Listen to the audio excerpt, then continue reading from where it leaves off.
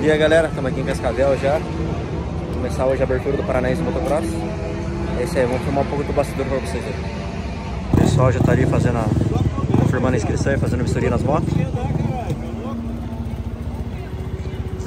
Daqui a pouco começam os treinos.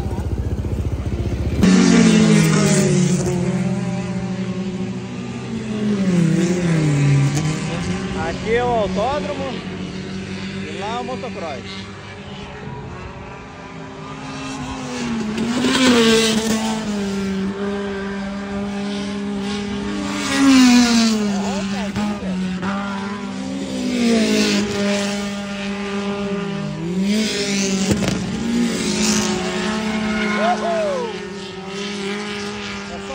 Eu acho que aqui tá passando a abertura do Paranaense no Motocross 2024. A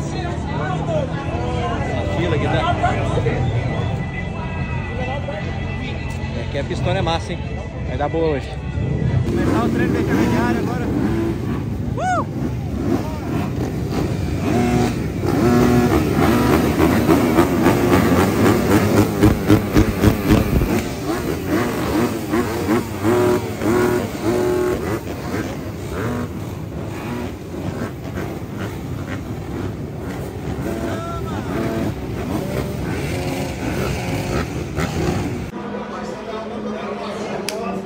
Treino de largada da categoria 1 agora.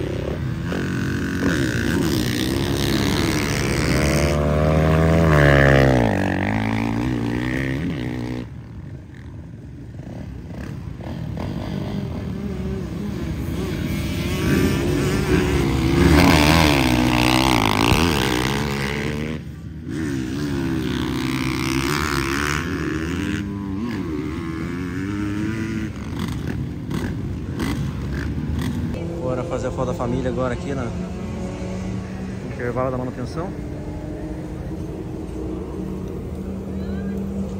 Esperando a Júlia se embelezar ainda. Deixa eu pegar aqui.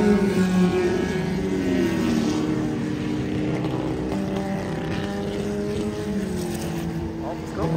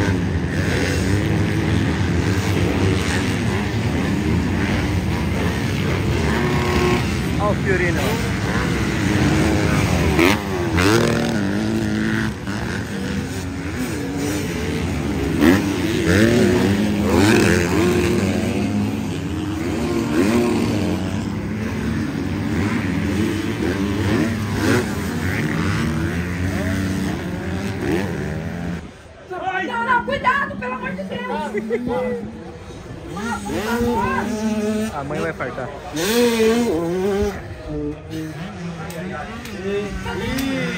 A do segundo fase?